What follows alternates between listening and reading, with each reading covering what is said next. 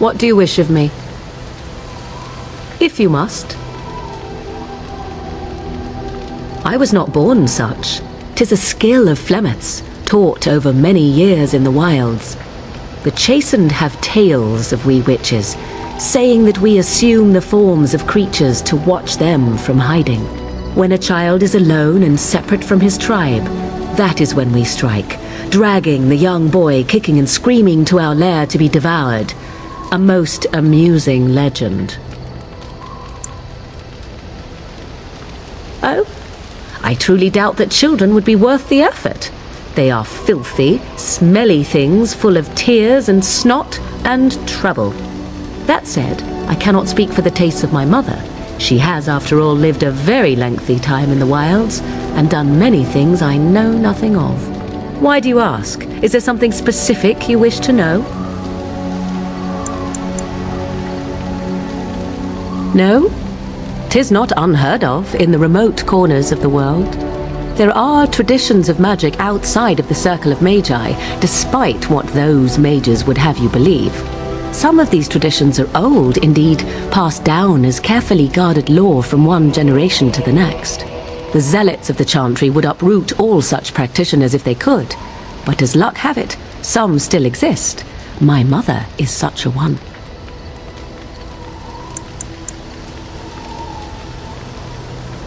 I am surprised you think so. Still, 'tis a pleasant thing to hear. Indeed. Have you an opinion on my abilities, then? Am I an unnatural abomination to be put to the torch? A most practical opinion. Far more so than any man I have spoken to. But enough of such talk, let us proceed lest the dust gather on us.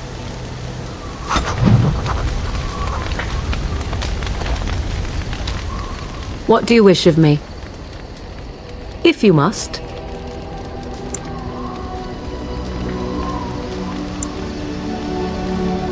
I cannot teach you, no, but any other mages that cared to learn, yes, I could do that. Send whoever you wish my way, and I shall teach them what I can in the camp, provided they possess the will to even make the attempt.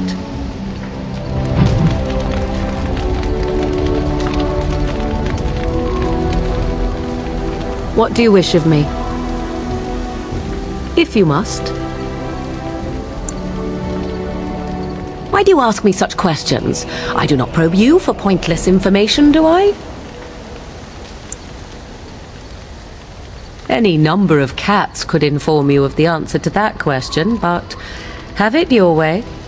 What is it you asked if I grew up in the wilds? A curious question. Where else would you picture me? For many years it was simply Flemeth and I. The wilds and its creatures were more real to me than Flemeth's tales of the world of man. In time I grew curious. I left the wilds to explore what lay beyond, never for long. Brief forays into a civilized wilderness. For the most part, Flemeth taught me well. For all that I had been taught, however, the truth of the civilized lands proved to be overwhelming. I was unfamiliar with so much. So confident and bold was I, yet there was much that Flemeth could never have prepared me for. Equal parts daring and foolhardy, perhaps. Only once was I accused of being a witch of the wilds, and that by a chastened who happened to be traveling with a merchant caravan. He pointed and gasped and began shouting in his strange language, and most assumed he was casting some curse upon me. I acted the terrified girl, and naturally, he was arrested.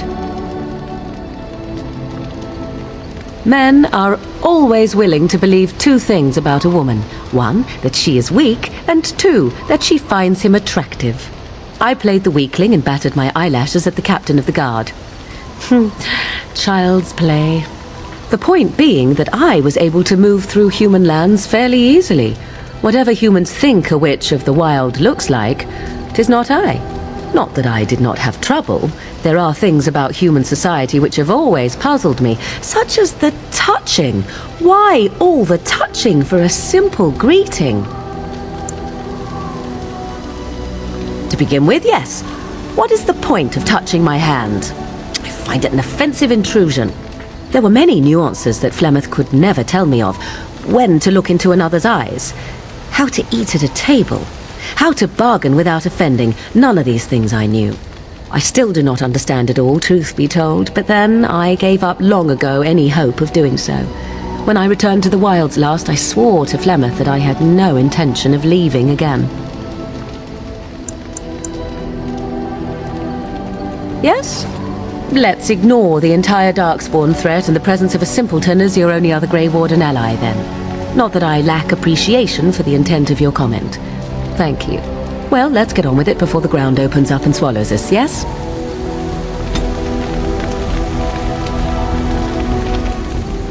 I await your command. So, full of questions, are you?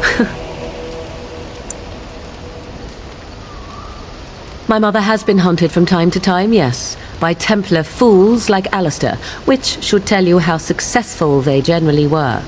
Flemeth made a bit of a game of it, in fact. The Templars would come again, and she would look at me and smile and say that the fun was to begin once more. I am unsure.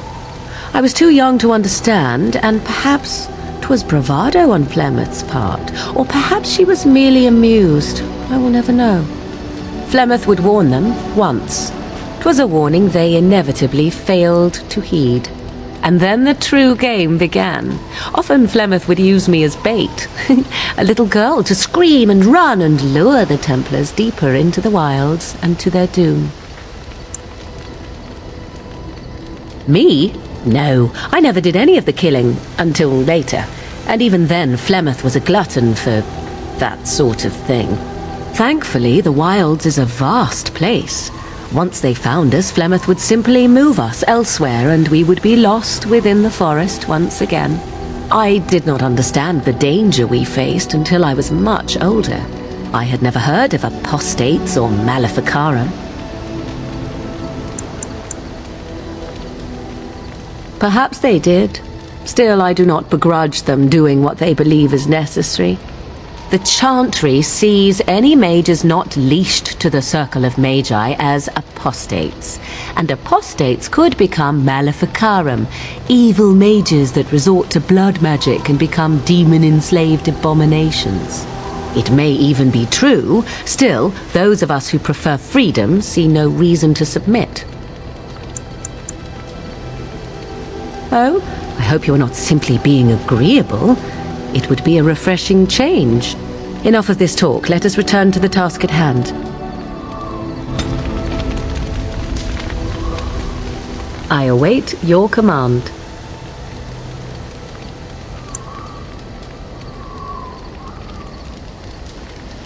At times, perhaps. A world full of people and buildings and things was all very foreign to me. If I wished companionship, I ran with the wolves and flew with the birds. If I spoke, 'twas to the trees.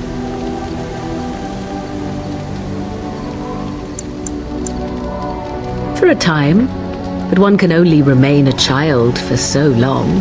I recall the first time I crept beyond the edge of the wilds. I did so in animal form, remaining in the shadows and watching these strange townsfolk from afar. I happened upon a noblewoman by her carriage, adorned in sparkling garments, the likes of which I had never before seen. I was dazzled. This, to me, seemed what true wealth and beauty must be. I snuck up behind her and stole a hand mirror from the carriage. 'Twas encrusted in gold and crystalline gemstones, and I hugged it to my chest with delight as I sped back to the wilds. Flemeth was furious with me. I was a child and had not yet come into my full power, and I had risked discovery for the sake of a pretty bauble. To teach me a lesson, Flemeth took the mirror and smashed it upon the ground. I was heartbroken. And a foolish one. Flemeth was right to break me of my fascination. Beauty and love are fleeting and have no meaning. Survival has meaning. Power has meaning. Without those lessons, I would not be here today, as difficult as they might have been.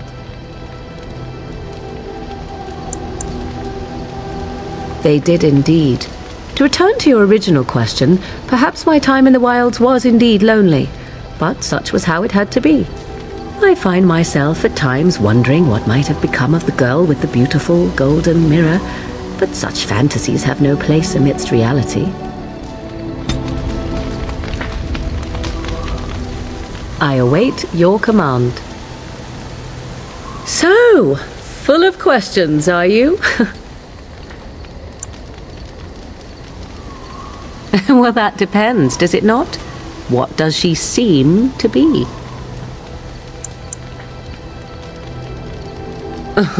Sometimes I do wonder the very same thing. Tell me, how much do you know of the tale? The one that the chastened still tell of my mother, to frighten them into obedience.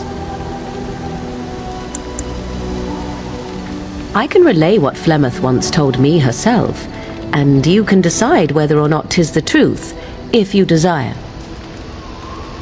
As the tale is sung by the bards, there was a time when Flemeth was young and beautiful, a fair lass in a land of barbarian men, the desire of any who saw her. No, quite true, but this part only. The tales say that Flemeth fell in love with Osen the bard, and fled the castle of her husband, the dread Lord Conabar, and that he swore vengeance for her infidelity. In truth, my mother claims that 'twas Osen who was her husband, and Conabar the jealous lord, who looked on from afar. Lord Conabar approached young Osen and offered him wealth and power in exchange for his lovely wife, and Osen agreed. Aye, it was. 'Twas Flemeth who suggested the arrangement in the first place. All would have been well had Lord Conabar kept his end of the bargain. But he was a foul man who bargained with coin he did not possess. Osen was led off to a field and slain, left for dead. Flemeth spoke to the spirits and learned of the deed, and swore revenge. That was not the point. Conabar had no honor, so she would not have him. Flemeth begged the spirits to aid her, and 'twas they who slew Conabar. The demon the legend tells of came later. Lord Conabar's allies chased Flemeth, you see, chased her to the wilds, and there she hid. There she found the demon, and he made her strong. The legends all speak of the great hero Cormac, he who defeated Flemeth and her great army when she invaded the lowlands centuries later. All lies. The truth of the matter is that there was never an invasion. As Flemeth tells it, the Chastened never raised an army under her banner, and she never fought with any warrior named Cormac. Cormac led a brutal civil war against his own people, and later claimed it was to vanquish evil that had taken root amongst the lords. Thus, he was hailed a hero. Flemeth was only attached to the legend much later. Perhaps 'twas due to the great war with the Chastened that eventually came, but Mother claims not to know how it began. Flemeth tells it with far more embellishment than I, but you are welcome. Dare I ask of your own mother? Few are abominations of legend, 'tis true, but I find myself curious nevertheless.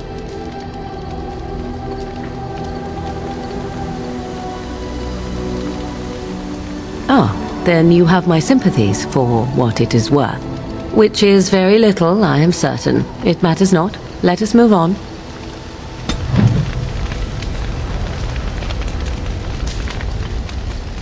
I await your command. So, questions are you? I assume you were actually asking whether Flemeth herself gave birth to me. Truly, I do not know. I once asked Flemeth that very question, and she merely laughed at me. 'Tis not inconceivable that she could capture a chastened man, or perhaps change to a more attractive form to attract him willingly. I find it more difficult to imagine her with child. Who knows for certain? Flemeth is unique in her fashion, providing that the tales of her legend are as she claims. And she claims little. I do know the tales of Flemeth having many daughters, even though I have never met another. And Flemeth has always treated me as her blood. What an odd thing to say! Why must love enter into the equation? Flemeth taught me everything I needed to learn. How to survive, the meaning of power, the truth of men. If other mothers do not teach these things, then I believe them the lesser. I shall take this as a compliment. Was it meant as such? Oh? How interesting. You agree that love is a weakness, then? To indulge in love is to indulge in delusion. Surely a Grey Warden such as yourself does not believe otherwise. And I am glad to hear it.